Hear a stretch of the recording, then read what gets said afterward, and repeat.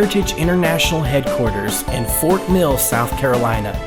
This is Prophetic Perspectives on Current Events with Rick Joyner. Welcome to Prophetic Perspectives on Current Events. We're here today with Joe Shrewsbury. Welcome to the show, Joe. Thank you, Rick. And you have written a very impressive book. Look at this thing. Now, this is massive. It's a thick but book. They get their money's worth. They do. Yeah, The Cave, Preparation for Transformation. Now, Joe, you've been over really building our prophetic teams, our ministry teams for quite a number of years now. Your teachings are so appreciated. But what is this book about? Well, the book is about the process and the steps that are needed to grow in spiritual maturity. It's written in the context of growing in the prophetic, because that's the ecosystem that I'm familiar with. But it actually applies to all believers who want to advance.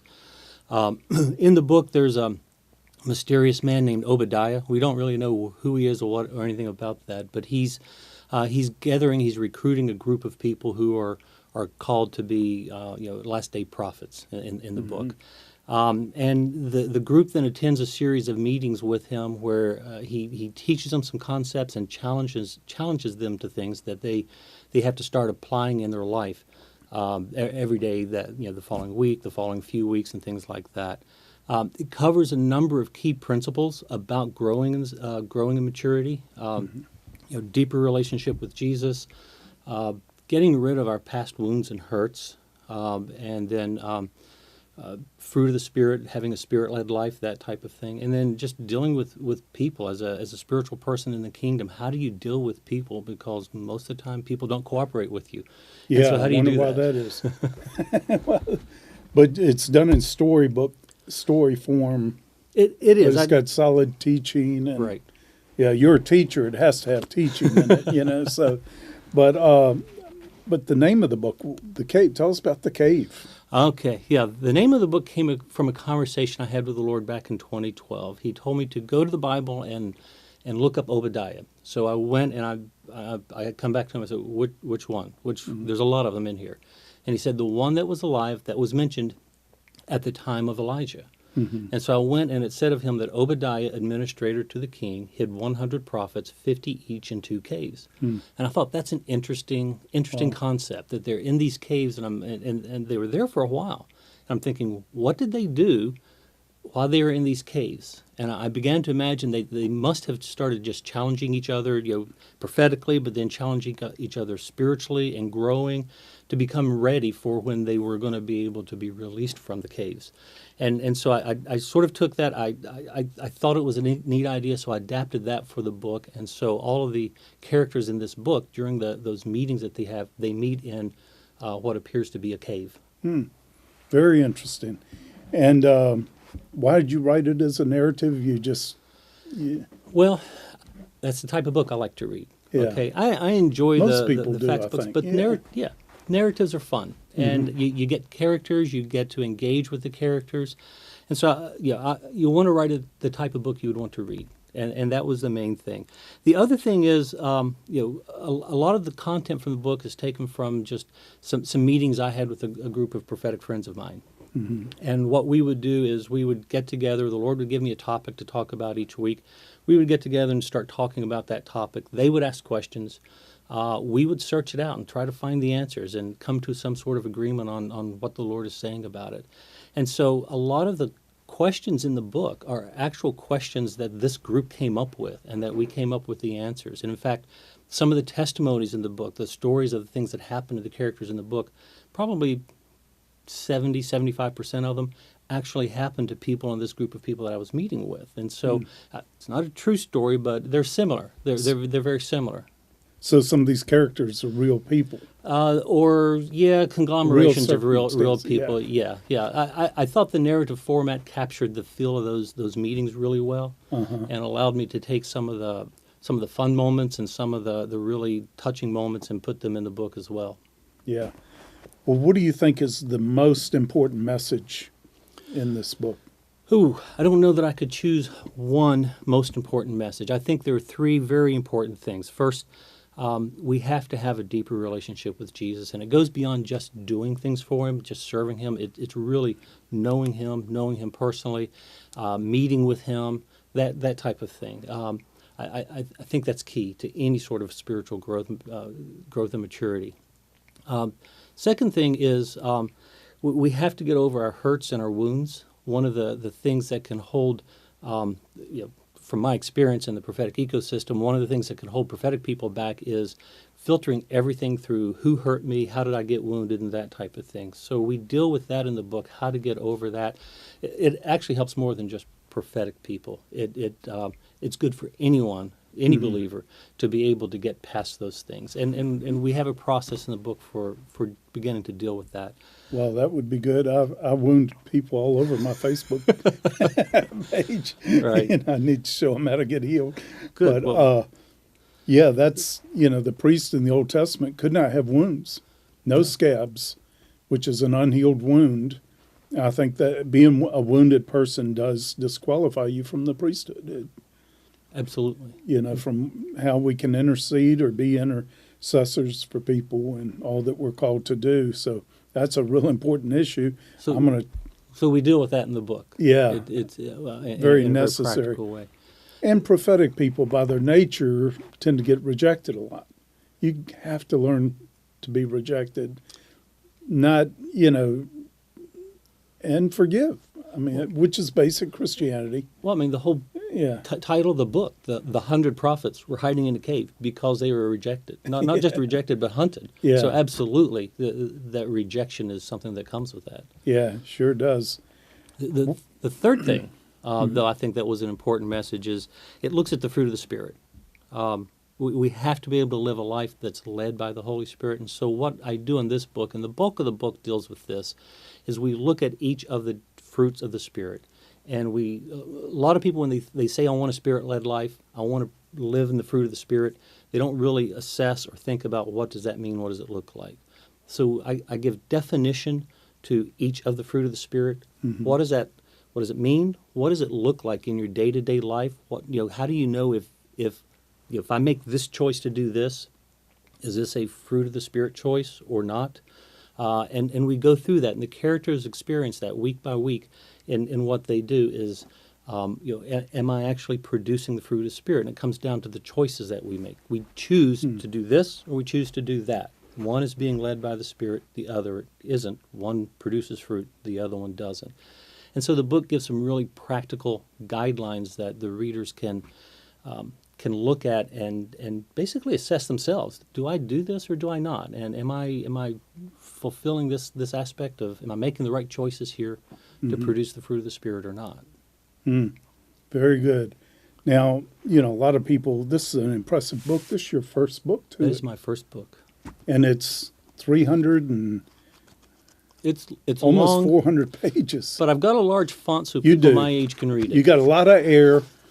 I do. And all, and it does make it much easier to read, but still, that's an impressive first project.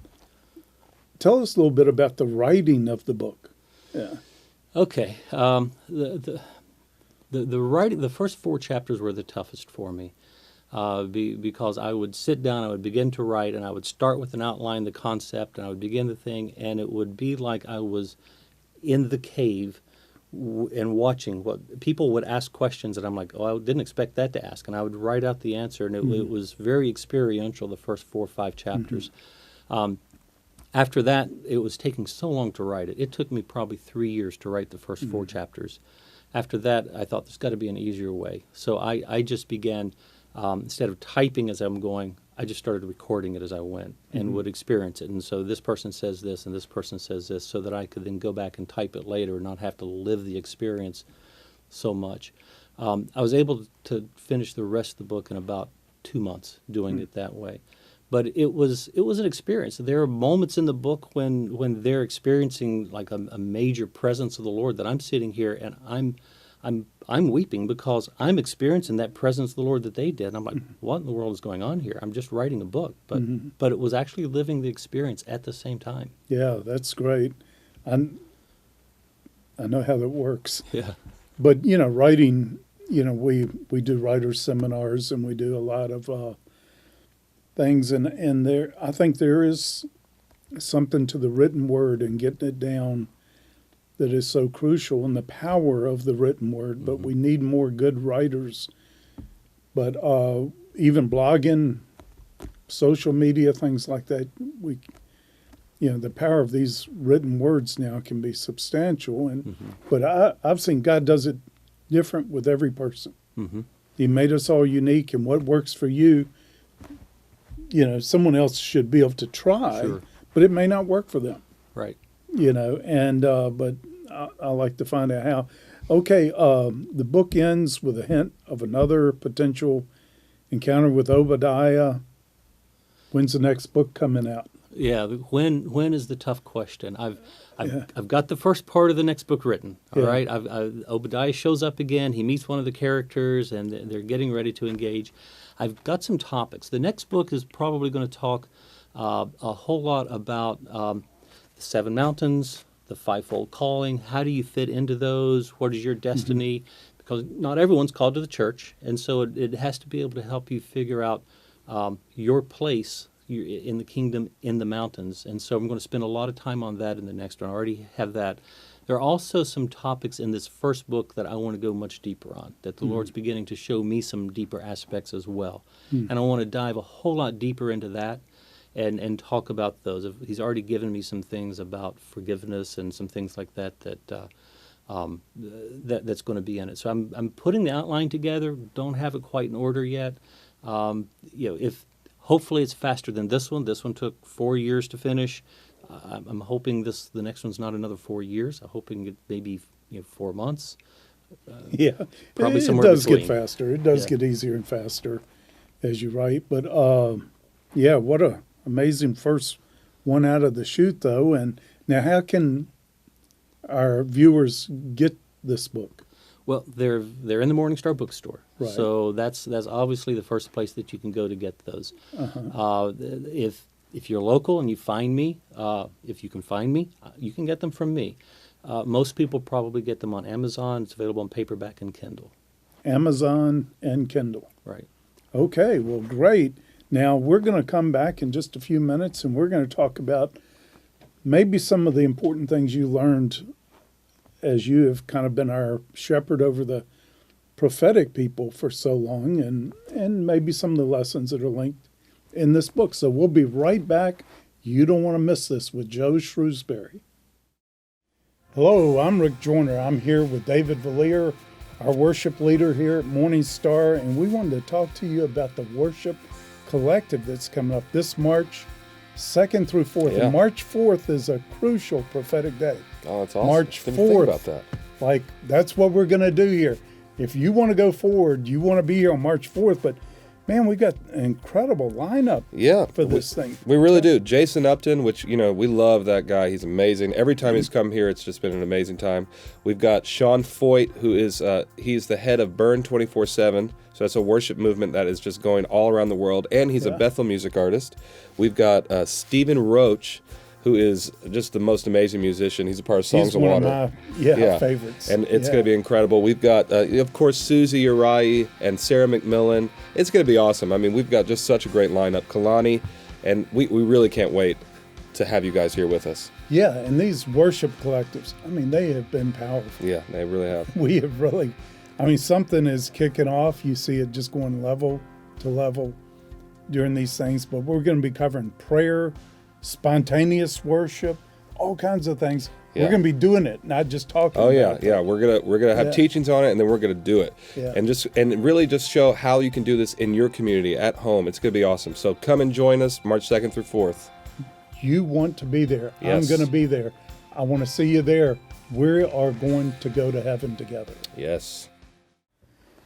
Okay, Joe Shrewsbury, the author of The Cave, Preparation for Transformation. And as is usual in this type of book, you get transformed while reading it. The Lord has a way of emphasizing what we're learning by experiences in our life. It does. So now you've been really our main guy who's been, preparing and training our prophetic teams and kind of shepherding them for how many years now? I mean, it's been a long time. 6, 7? Yeah, 6 or 7 years, and got some great teams together. And tell us about some of the lessons you've learned working with prophetic people. Oh, wow. Lessons I've learned working with prophetic people. Number one, they like to be challenged. Everyone's interested in operating in the prophetic, and so we start everyone with the basics, the 1 Corinthians 12 type prophecy from the gift and all that, and we start there and get them involved in that. And I've found that most people that I deal with when they're first starting off have been hearing from the Lord for quite some time and didn't know it. And so we teach them how to recognize that. But they like to be challenged. People operate in that for a while, and then they want, so what's next? And then what's next? And so you have to stay a little bit ahead of them and think of what's the next step for them. And so one of the things we've been doing is trying to build a path for growing in the prophetic, a path for understanding larger things, for sharpening the skills. We go from basic the sensing and giving encouraging words to we teach people how to get words of knowledge for people, and then not words of knowledge for healing, but words of knowledge for other things too. And we actually have exercises where we practice that. That's always a challenge for people. They like that. But the other thing we're doing is I have a group of people that work with me with this, and we divide everyone that's a part of us into smaller groups that they can get that personal coaching and mentoring. And so in those sessions, that's where we really start looking at some of the things I talk about in the book of growing through some of these things. We do talk about that relationship with Jesus, and we spend time just with Him, beholding Him together, and we talk about the hurts and the wounds, and we help pastor people through that. You've got to walk people through these things.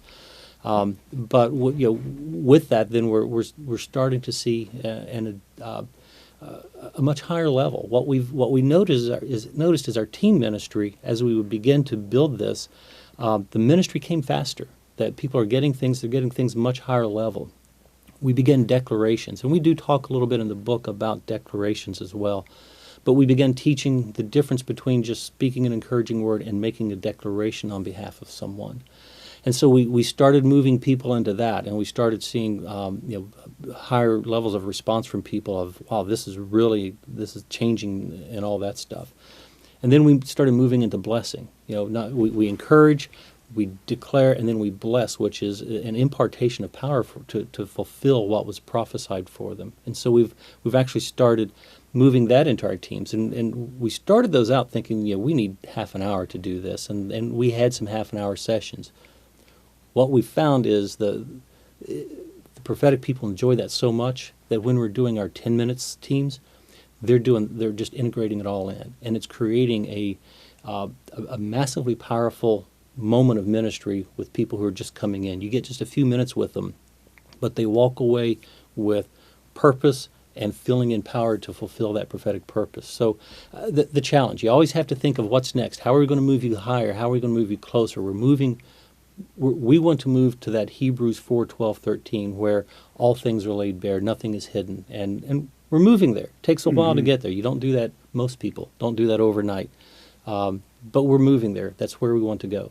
Yeah, well, that's great. I know you do. I appreciate the way you teach so much too about prophetic protocol, and a lot of people, including myself, sometimes we can deliver a message in a way that makes it hard for anybody to hear it just because of the way we deliver it. I think that's a common communication problem with people.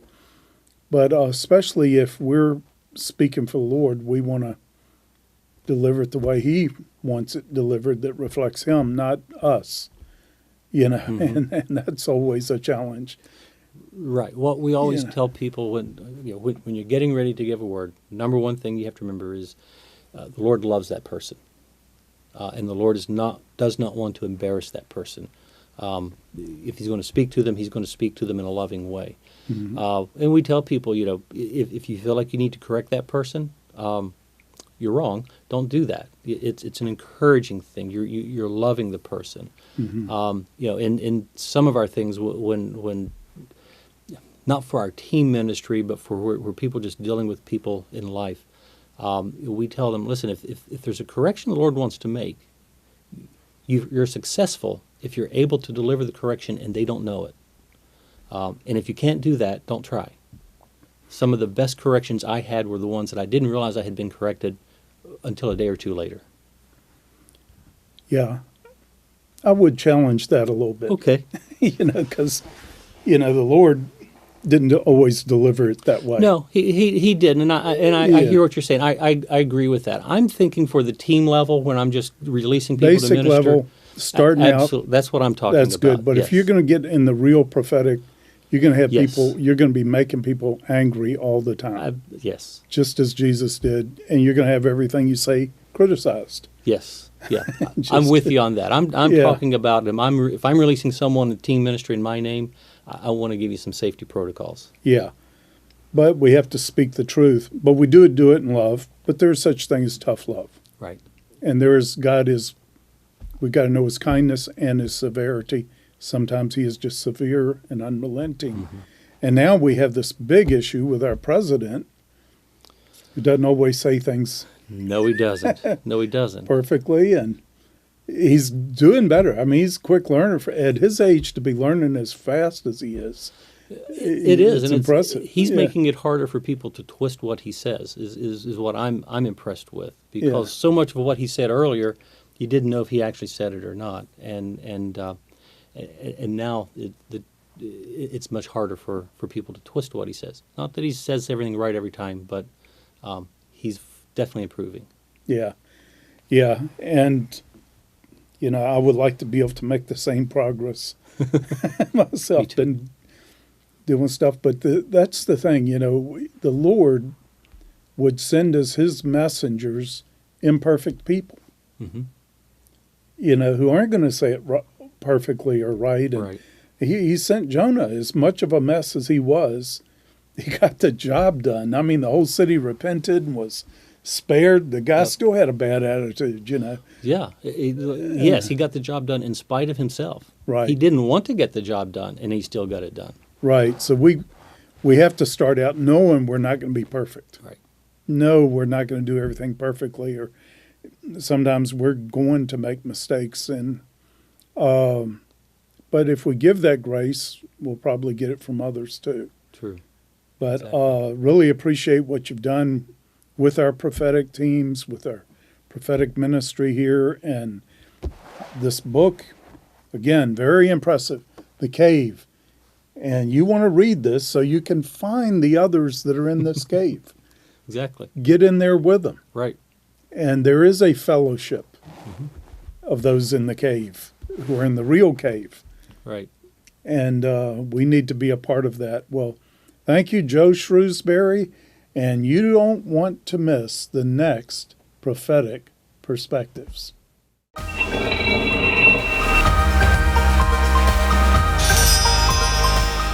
Well, I just wanted to share with you a little bit about Phil Snyder's course, media course, that we are really excited about offering here. And as a part of our MorningStar University now, Phil is a tremendous guy. You guys have all listened to him before because he does so many of the cartoon voices and did stuff for Disney. And we'll have him doing some of that. And I'm sure he'll do some during this media course. But he's also, he is a professor of media. I mean, he really understands, especially, movies, television, visual arts, the media. But he, I worked on him on a little screenplay. Not a little one, it was actually a major. I was shocked at Phil's talent. And this guy's a major league player, and we're just so thankful to get him to be able to do something like this and to offer it to you. But the main thing is we desperately need those who are called to this media field. That is the modern pulpit. I don't think the pulpit today is what we look at as sitting in our church buildings or whatever. The most powerful pulpit in the world today is social media. It's visual media. Our kids are being educated by movies, by television, by screenplays, by even video games today that inculcate into them certain character principles, good and bad. And I believe we have apostles of media. We have prophets who are called to this, shepherds, teachers, evangelists that are going to manifest, and this will be their pulpit. And you're going to get awakened through this course. I believe many of you are going to get awakened to your purpose and your potential for being a vessel for the most important message the world has ever heard. So we are so excited about offering this to you. Do your best and determine you're going to be the best, because the King of Kings deserves that kind of service. Thanks, Rick. We've put together this package of lectures and hands-on labs to prepare you in the shortest period of time to enter the industry as a professional. You'll understand the nomenclature, you'll understand the tools that you need to use, and the equipment that you'll be able to produce your own movies. So join us on this fantastic 5-day adventure, which really is the first 5 days of a lifetime adventure in making your own movies.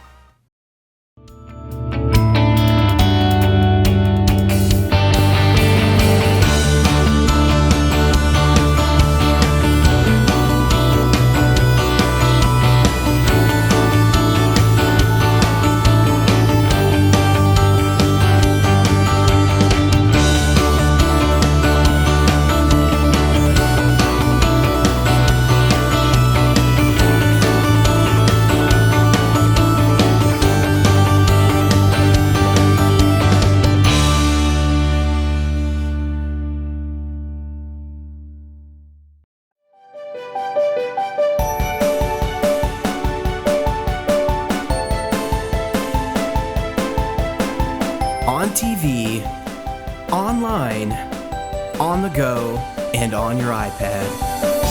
Tune into Prophetic Perspectives with Rick Joyner, always available on MorningStarTV.com.